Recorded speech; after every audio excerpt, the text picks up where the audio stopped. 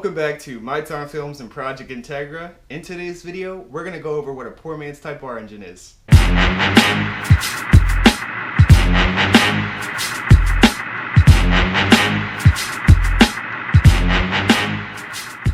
So if you didn't know already, a poor man's Type R engine is essentially getting a GSR block and a B16 head and all the correct internals, and boom, you have a Type R-ish engine. So I'm just going to go over everything that you're going to need for the setup, because that's the only way I can see myself making this type of video, and to also help anybody out there who is kind of confused or doesn't really know too much about forums, doesn't want to get any wrong information. So this is the go-to video if you want to build a poor man's Type R engine. First, like I said, we're going to start from the bottom and work our way up. The GSR oil pan, you obviously you're going to need that. LS is not going to work, so don't even try it. Next, you're going to need a GSR block. So I'm going to show B-roll right now of everything that I have sitting right next to me. So the reason you choose the GSR block is because the GSR block actually is the same block as the Type R block. Now, I'm not talking about the internals. I made a video a little while ago called the 10 things you probably didn't know about the Integra, and I said that the Type R and the GSR block are the same, and people seem to think that I meant the internals as well. That is completely false. Never said that. I just meant to say that the actual bare block is the exact same thing. So that's why you use a GSR block. Now the internals is where things get a little different. So the reason why I chose a GSR crankshaft is because the GSR and the Type R crankshaft essentially are the same thing. Great, there's a beat in here.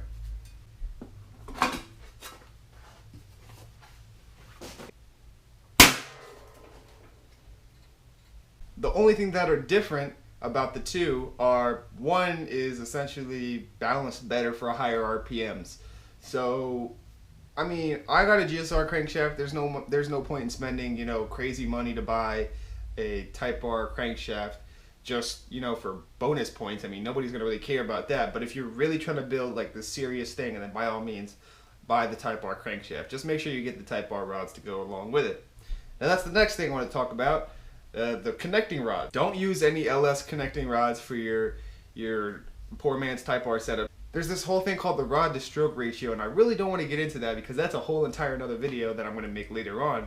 And it's part of the reason why I kind of want to stay clear of the whole LS VTech thing. So you want to just get standard GSR connecting rods. I mean, you can get Type R connecting rods if you want, but I mean, like I said, money. Everybody knows Type R parts cost way more than GSR parts, so I mean, why not? Just get GSR connecting rods. That's what I got in here.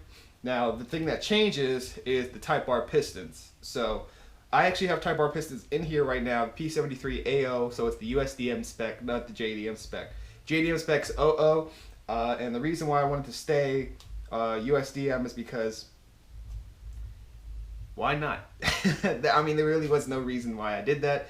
I just figured, hey, it'll raise my compression up a little bit. I don't want any crazy compression numbers. I want to try to keep it as close as I can to either the USDM or the Type R.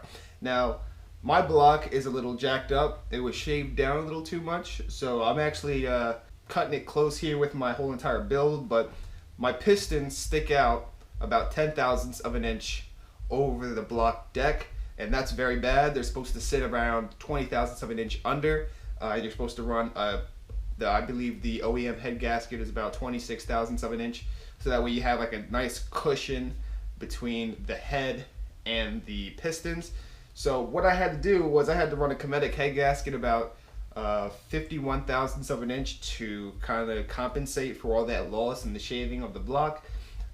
So my compression is a little different than yours because of my whole entire setup. So my compression right now is around 11.22 to 1, which is a little higher than the JDM. So if I got JDM pistons, it would raise it up even higher. And I really don't want to get into those high numbers because that's when stuff kind of gets a little wacky, and I'm not ready to deal with all that. I just want to keep it low.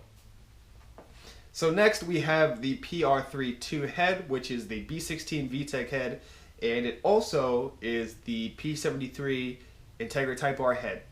So the differences between those are, one is ported, one is not. Also, one has dual valve springs on the intake and exhaust side, and one just has them on the intake side. you're also going to need valves to go along with your build. Now, I just use standard B16 valves. I got them from my friend Rob. So, B16 valves should work just fine. You really don't need to upgrade your valves at all. That's not really going to change too much in the whole entire setup. But the valve springs are definitely going to play a major role in how your engine is at higher RPM. Luckily for me, I have dual valve springs on both sides, and I was really confused about this when I was assembling everything. But believe it or not, everything is just interchangeable, and that's what I love about Honda engines. Everything is interchangeable. So I have dual valve springs on the intake and exhaust side that are from the B16 and the GSR. I kind of just mashed them together, and the inner valve spring, so you have this one large valve spring, and then you have another valve spring that sits inside that valve spring, and if you have those on both sides, that essentially is what a Type R engine has. So the retainers are all the same for all the VTEC engines, I believe. I believe the Type R engines have like green paint on them to let you know that they're Type R, but honestly, I looked at the part numbers and it's the same exact thing. So you can run B16, GSR, valve springs, as long as you have inner valve springs and the outer valve springs and retainers and keepers, you're golden.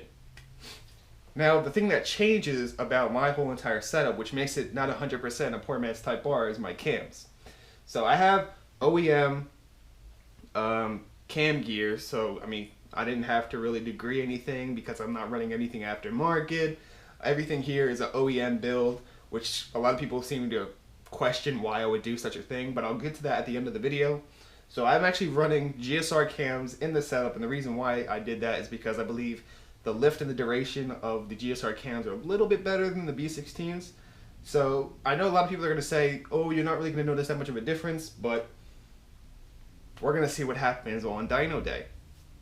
So this isn't 100%, you know, a poor man's Type R. It's the closest that I wanted to get to it. The reason why I'm building a stock engine, a poor man's Type R, all, you know, all OEM parts, is because reliability is a major thing for me. I drive my car every day, and at work sometimes I can do 50 to 100 miles in just one night. That's a lot of miles, and everybody knows that the more you drive your car, the more of a chance it's going to break.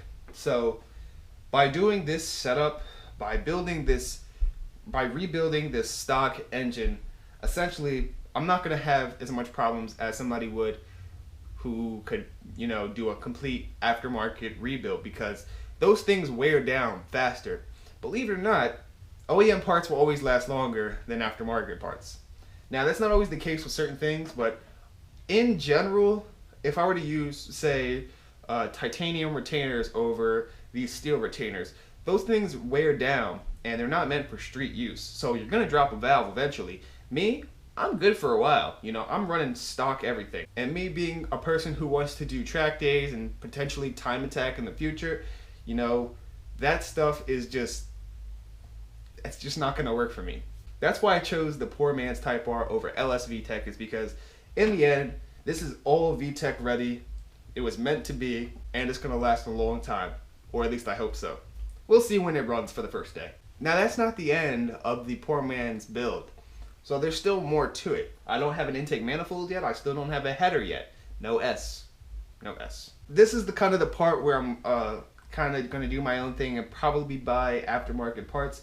I know I'm probably going to get a PLM Toyota style header, but for the intake manifold, I may go with a B16, and the reason for that is because my GSR cams really don't rev way high up in like 85, 9,000. They kind of cut power around 8 grand, so there's really no need to get a crazy intake manifold. You need something that's going to be that's going to work together with the cams. So for the time being, while these cams are in here, I'm just going to run a B16 intake manifold and the PLM header, and hopefully that'll give me a good setup. Now, the transmission is a quintessential part of building a poor man's Type R, and that is choosing the B16 transmission. Always choose the B16 transmission, because the B16 has the exact same first, second, and third gear of a Type R engine. Now, if you're running a boost setup, I mean, GSR all the way. But if you're going naturally aspirated, you must get the B16 transmission. Now, the only thing that I really don't like about the B16 transmissions are their final drives are kind of wacky. They run a LS final drive, which is disgusting. So I might upgrade to either a 4.4 or 4.785 or possibly a 4.92 when this car is no longer street driven. But that's the transmission that you want to choose, because it's going to have the best gear ratio for this engine, because believe it or not, that's the closest you're going to get to the poor man's setup and the way it feels. So that's why I chose the V16 transmission, which is right there below me. I don't have a clutch, flywheel, any of that stuff, but I'm probably going to get like a Exidy, or however you pronounce the company's name, OE replacement clutch flywheel kit, and just call it a day. So I hope this video helped you out. If you want to check out these other videos right here, these are just open discussion videos that I talk about various Honda engines, the 8 Series, the K Series, J Series, B Series. There's going to be a D Series video, and a lot of people are requesting the F Series. So expect videos on that in the future, and I will see you guys in the next one.